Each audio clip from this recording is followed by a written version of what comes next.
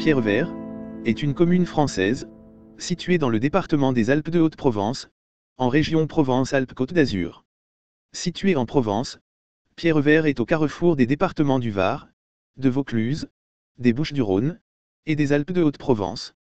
Pierrevert se situe à 5 km à l'ouest de Manosque, à 5 km de Sainte-Tulle, à 7 km de Montfuron, à 8 km de Corbières en Provence, à 11 km de la Bastide des Jourdans, et à 14 km de Beaumont de Pertuis. La ville se trouve dans le parc naturel régional du Luberon et est traversée par le sentier de grande randonnée GR4. Les communes limitrophes de Pierrevert sont Montfuron, Manosque, Sainte-Tulle, Corbières, et dans le département de Vaucluse, Beaumont de Pertuis et la Bastide des Jourdans.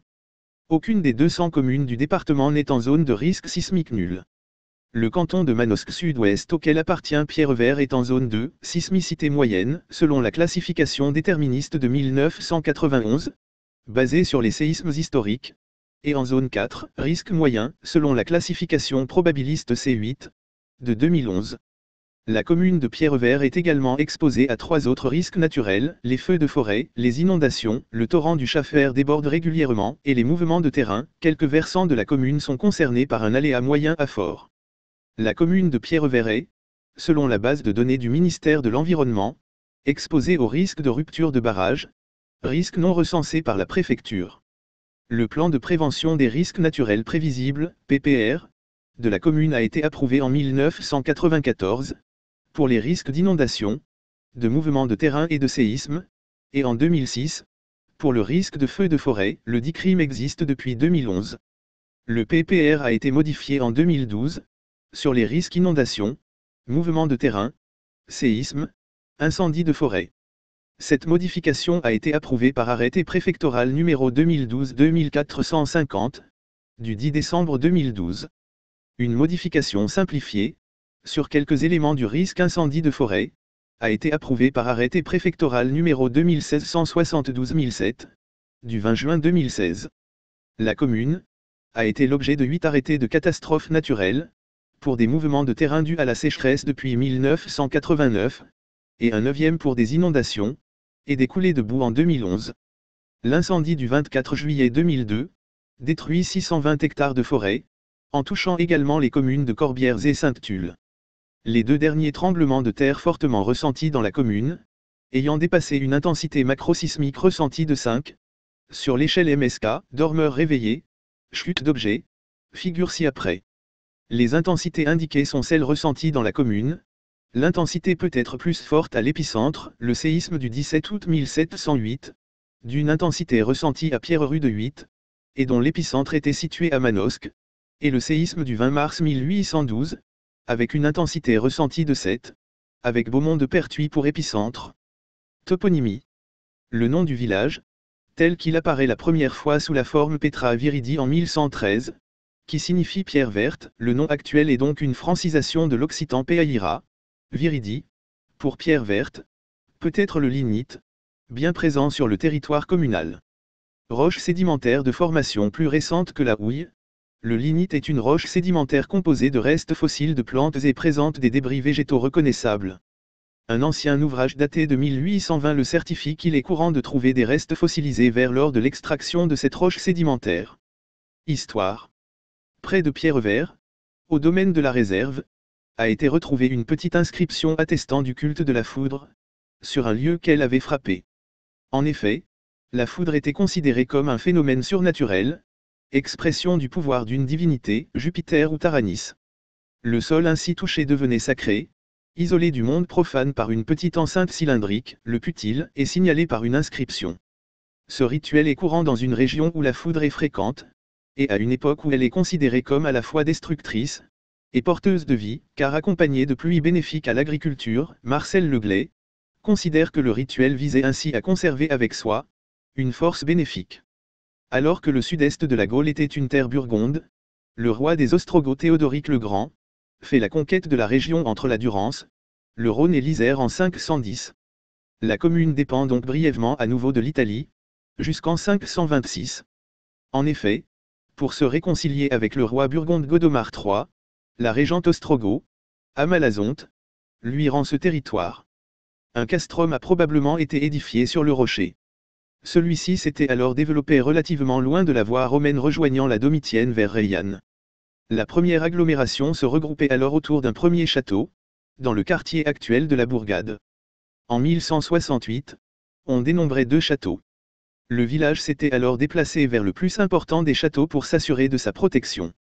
Au XIIe siècle, l'abbaye Saint-André de Villeneuve-les-Avignon y possède un prieuré, actuel quartier Saint-Michel, l'église paroissiale Saint-Pierre, et les 2 églises rurales Saint-Jean et Sainte-Marguerite. Elle conserve cette dernière jusqu'au XVe siècle, elle percevait les revenus de toutes ces églises. Le fief de Pierrevert relevait du comté de Forcalquier au XIIIe. Lorsque ce comté perd son indépendance en 1209, à la mort de Guillaume II, un de ses neveux, Guillaume de Sabran tente de le relever.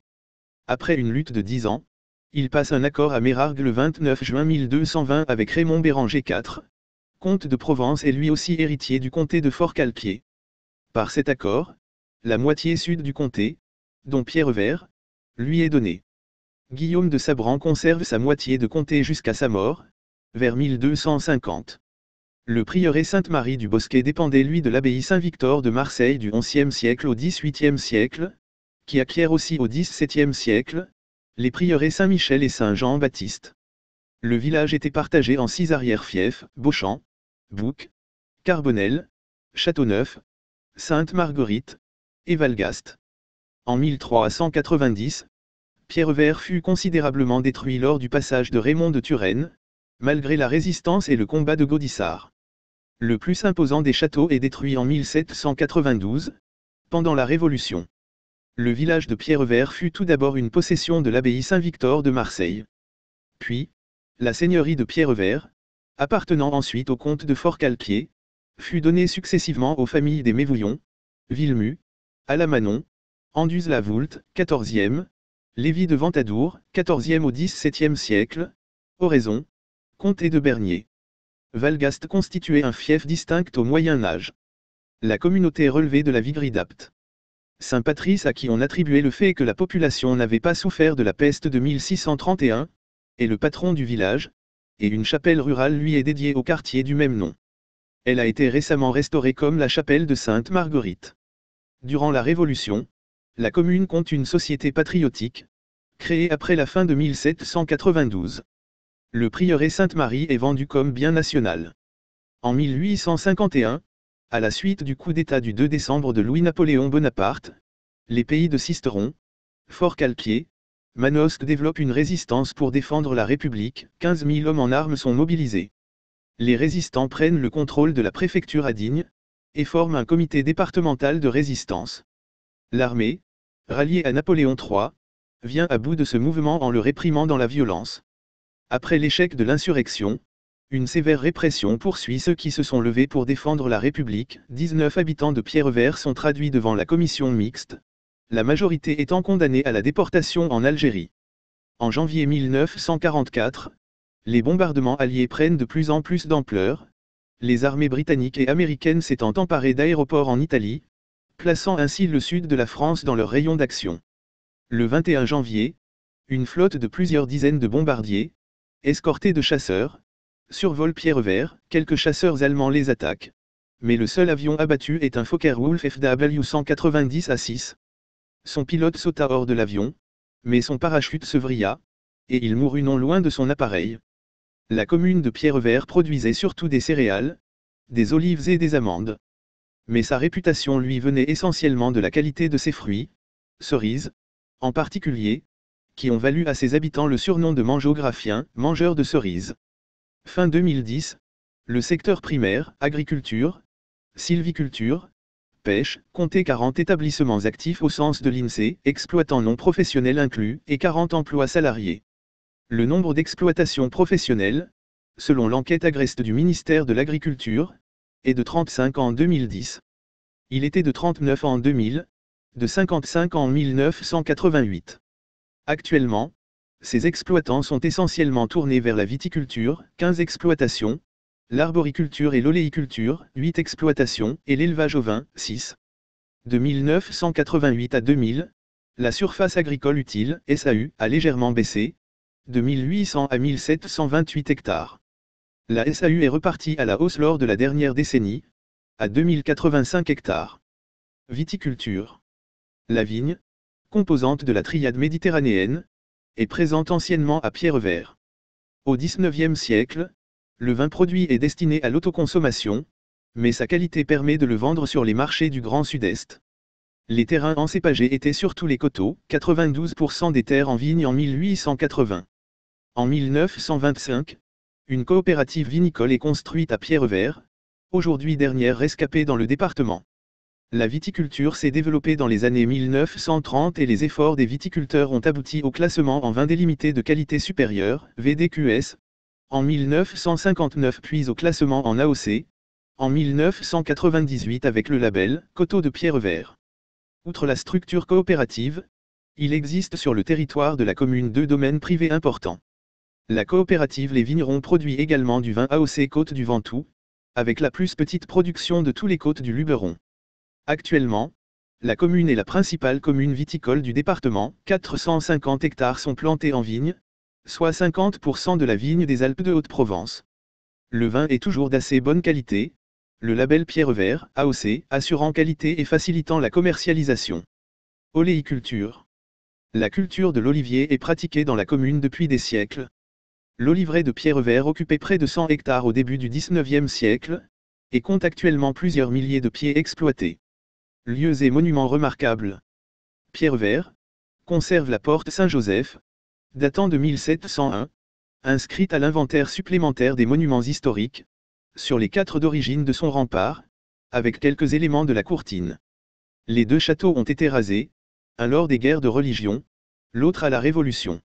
Les restes du château Sainte-Marguerite, ou château des Tributeries, consistent en quelques fenêtres Renaissance intégrées dans la ferme actuelle, côté cour.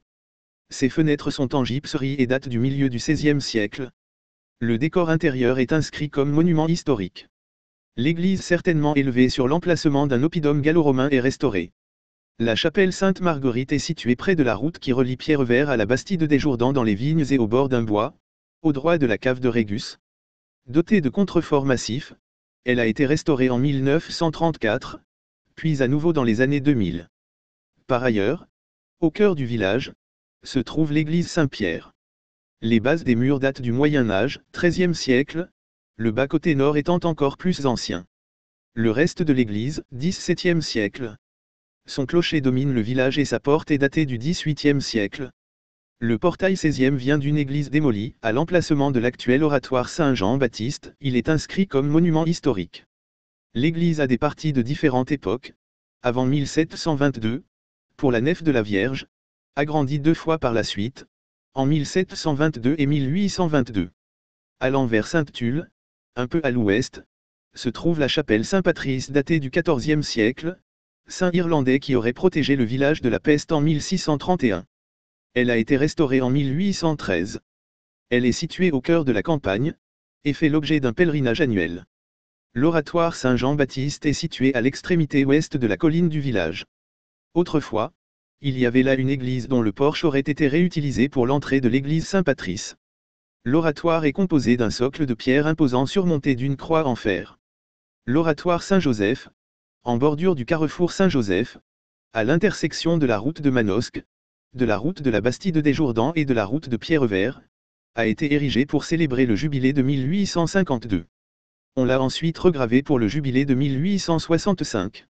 La statue de Saint-Joseph paraît être en fait un santon, habillé de tissu, et à la face burinée et très sculptée. Les autres chapelles rurales sont à l'état de ruine. Ainsi, Notre-Dame des Daunes, qui datait du IXe siècle, ou Saint-Véran ont totalement disparu, comme la chapelle de Saint-Michel, ou Notre-Dame des Airs, sur la route de Sainte-Tulle.